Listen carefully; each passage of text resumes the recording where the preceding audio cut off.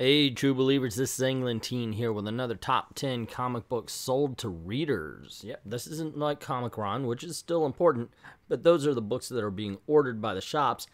These are the books that are leaving the shops. And just for shits and giggles, we go on over to Comixology to see what people are buying digitally as well. And for fun, see who wins. Is it DC, is it Marvel, or will an independent company? Yeah, that won't happen. Anyway, before we get started on that list, let's look at this list. This is the participating or some of the participating shops. If you're in their area, by all means, please stop by.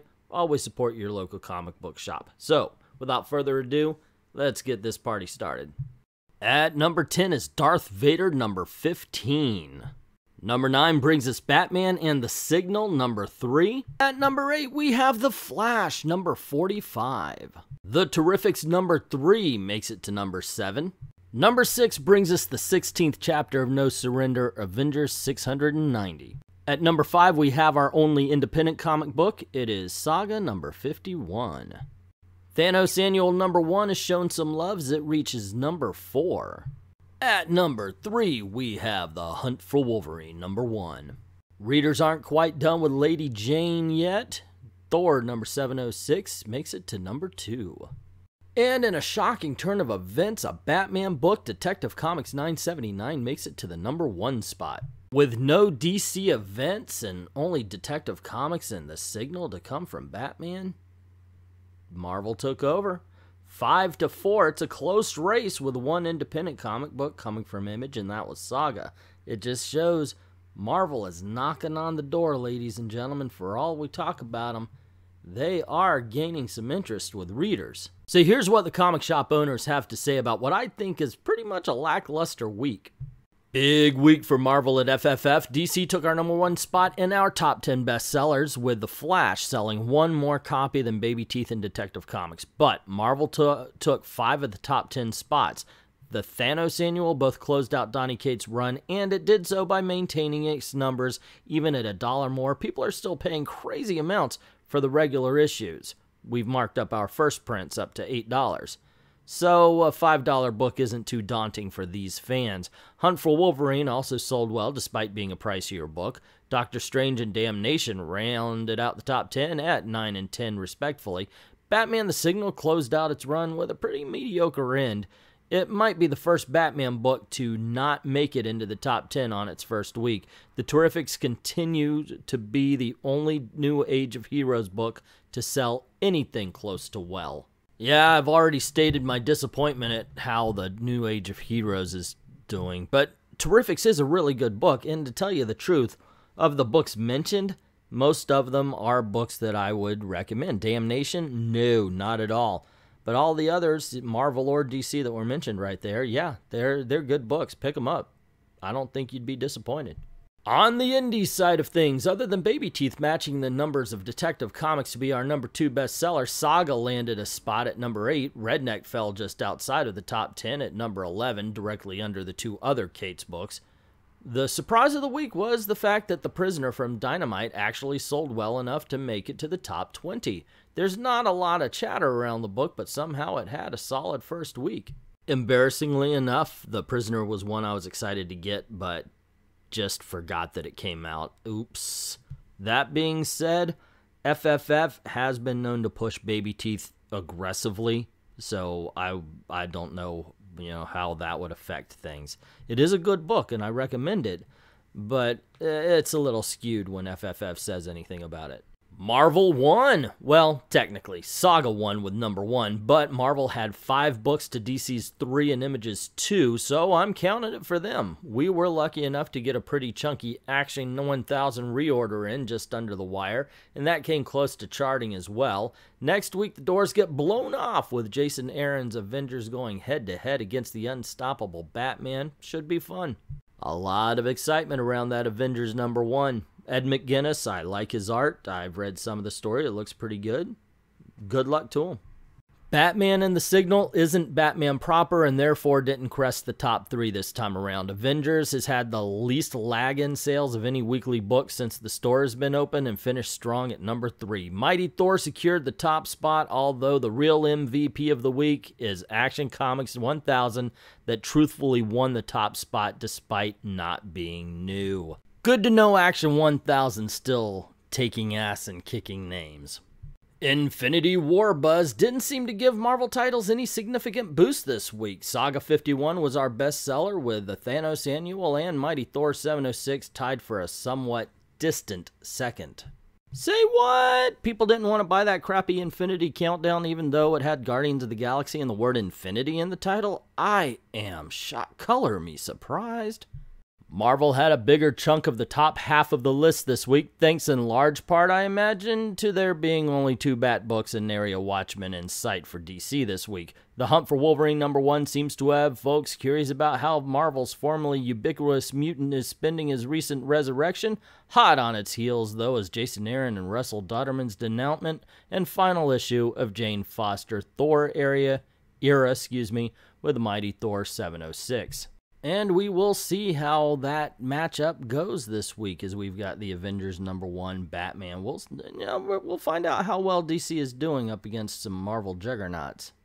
It wouldn't be the top half of a list without a little bit of the Caped Crusader, and this week Detective Comics and Batman and the Signal #3 carry the mantle. Elsewhere in the list, we've got a crowd of the usual suspects with titles such as Wonder Woman, Thanos, and Saga, all selling well. Well, good to hear that Wonder Woman is at least getting some love at somebody's shop, isn't it? I mean, you know, we hardly ever hear that selling out anywhere. Wow, Marvel managed to get 5 titles into our top 10 this week. Suicide Squad might have had a chance had we not been shorted our order. Sold out of our reorder of Action Comics 1000. We have more coming in. Might actually make our top 10 again next week. Not a bad week. 7 DC titles in our top 10, 3 Marvels, and 1 of the DC is the week-old Action Comics 1000, which held on at number 9 this week. After a record-setting sales period last week, the top 20 was a little bit closer with 10 DC, 8 Marvels, and 1 Image and 1 Boom.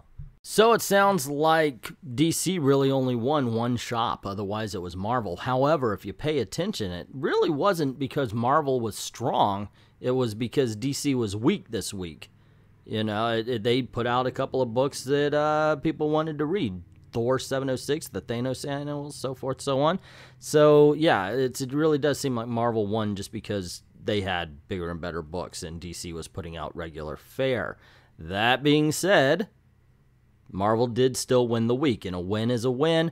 But that's the floppies. So let's go check out digital at Comixology, the #1 digital comic shop on the net. Starting out the countdown at number 10 is The Invincible Iron Man, $5.99. Number 9 goes to The Avengers, number 690. DC Comics finally makes an appearance in the top 10. Number 8 is The Terrifics, number 3. Number 7 gives us the ever-present Injustice 2, chapter 55. At number 6, DC Comics breaks the tie with The Flash, number 45. At number 5, Star Wars Darth Vader, number 15, makes it a tie game, 3-3. Number 4, The Hunt for Wolverine, number 1, has Marvel pulling away. It's now 4-3 their favor. At number 3, Detective Comics 979 returns the tie. It is 4-4 DC and Marvel. And at number 2, Thor 706 just takes over for Marvel, 5-4 Marvel's favor. And the number 1 book digitally at Comixology is Saga 51. So at least Image won the week as far as the placement, if not the numbers, and number of titles in the top 10. And Marvel did win over DC for at least now, because you know what I like to do? I like to expand it to all the way up to number 20. Just to see how everything pans out. At number 11, Titans Annual number 2 ties it up again, 5-5. 6-5 DC's favor. At number 12, we have Wonder Woman number 45. Number 13 gives us 7-5. Hal Jordan and the Green Lantern Corps 43. Star Wars Dr. Aphra number 19 at number 14 makes it 7-6, still DC's favor. And at number 15, it's all tied up again, X-Men Blue number 26. Teen Titans number 19 makes it 8-7 in DC's favor at number 16. At number 17, All New Wolverine number 34 ties it again at 8-8. But what's this? It's now 9-8 Marvel's favor, because at number 18 we have Exiles number 2. And just to put the nail in the coffin comes Thanos Annual number 1. At number 19, and just for a bitch slap across the face to DC, we have Doctor Strange making it number 20. There is no hope for DC this week. Marvel wins. We haven't had a win this big for Marvel in a long time. We've had wins, but never a margin of 11-8 with one independent comic book. It's never been that big in a while anyway. But like I said before, it's not DC at its strongest. You have kind of Marvel strong, DC weak. But not to take away, there were some decent Marvel books in there. They did good. Thanos Annual, I recommend to anybody. Okay, Exiles be damned. What the fuck? Why are you buying Exiles and not Mira? And I understand Mira's a filler issue in a miniseries here, but damn. Exiles? Come on, people. What the freaking hell is that? Anyway, kids, that's the top 10 countdown, the top 20 as far as Comixology is concerned. What do you think? What do you think about my comments about it? What do you think about what's in the top 10? What do you think should have been in the top 10 or even 20 of the digital comic sales that came out this week and you thought just didn't get enough love? Put it all down in the comments below. Also, if you like this video, you want to see more, you know the drill. Click like, share, subscribe, and if you haven't done it already, hit that subscription and the notification bell. Don't want to miss anything around these parts. Cool things happen. Especially every Saturday night, we put two geeks against each other in a show I call Comic Book Thunderdome, where they argue the arguments and fight the fights that basically we have in any comic book forum, Discord, or even comic book shop. Hey, they're still there. We should go to them and fight in them. Not serious.